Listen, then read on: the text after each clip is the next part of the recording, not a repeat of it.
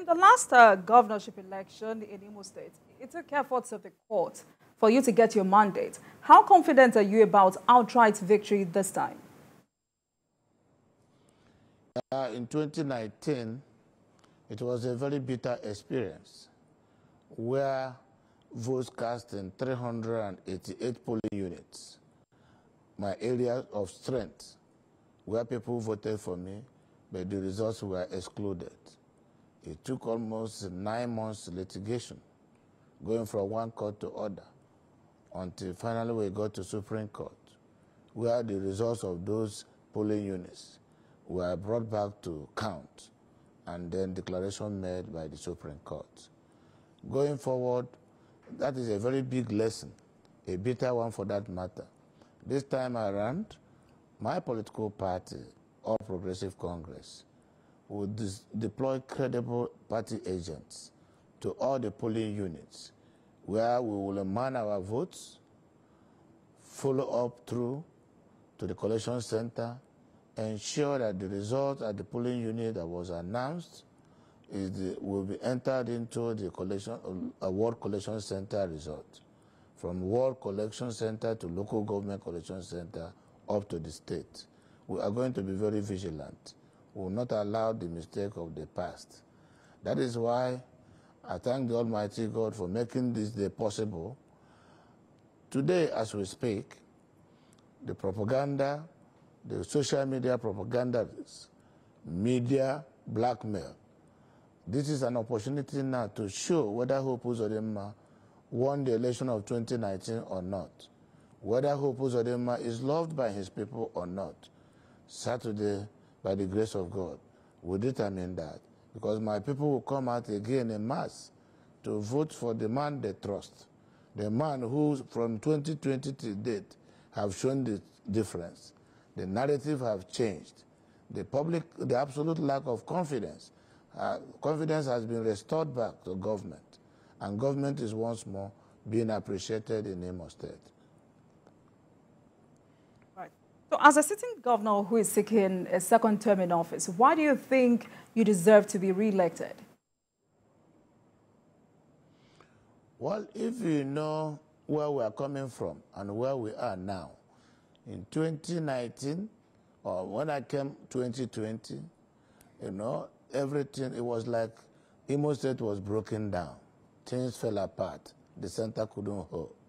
There was no road, accessible road. The education system collapsed. The health sector collapsed. Business activities crumbled. So I came with a new initiative, with my 3R mantra, which is rehabilitation, reconstruction, and recovery. I started rebuilding the roads, quality roads.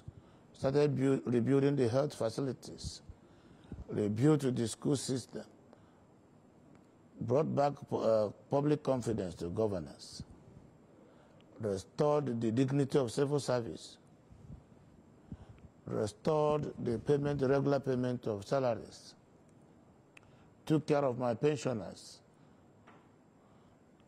created a social order that allows people to go about their businesses until the unfortunate incident of banditry, insecurity, unknown government, and other forms of criminality started in Imo State.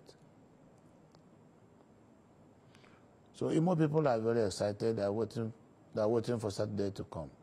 I'm confident, going by the number of endorsements and the enthusiasm I've seen on the faces of Imo people. I'm very confident that my party, All Progressive Congress, have performed even beyond expectation. But Your Excellency, what would you say are the biggest achievements of your administration? Yeah. What I will say, really, is what I call mentality change. Before I came, people lost confidence. What belongs to government seems to be what belongs to nobody. There was absolute lack of order, total disorder. As a matter of fact, it was difficult for people to move from one point to another point. Farmers were crying. Business activities were crumbled. I recall with sadness how an attempt by some of my aides to buy food items from relief markets, how they couldn't access relief market for more than 3 hours. How almost before you to get to relief market, you need a canoe to go in there. How all the roads in Owerri, the capital city, were destroyed. How the whole industries in Imo State were destroyed. How things were not working. Now, I identified, after a proper assessment, the things that were needed. The first thing I established was to make movement possible. I discovered 3 major roads, which I consider the core economic arteries if Imo State must function. To move from urban center in Olu to Owerri, the state capital, that used to take 2 to 3 hours. I did a dualized quality road of world-class standard. Now, to move from Olu to Owerri, you can do it under 30 minutes. To move from Okigwe to Owerri, which before I came was impossible to do under 3-4 hours, you can now do in 40 minutes. From Umuahia to Owerri, the same thing. I also recognize that there was this huge youth unemployment, which led to all forms of criminal activities. Crime rates grew astronomically. What did I do? I created jobs through empowerment of our young men and women. I trained different people on different skills. I introduced the Imo Skill Up program. I graduated the first cohort, 5,000, second cohort, 15,000. Only last week, we have admitted 40,000 youths. So far, our target is to graduate 300,000. We've done very close to 100,000 digital and non-digital skills acquired by our people. So we have done a lot of things.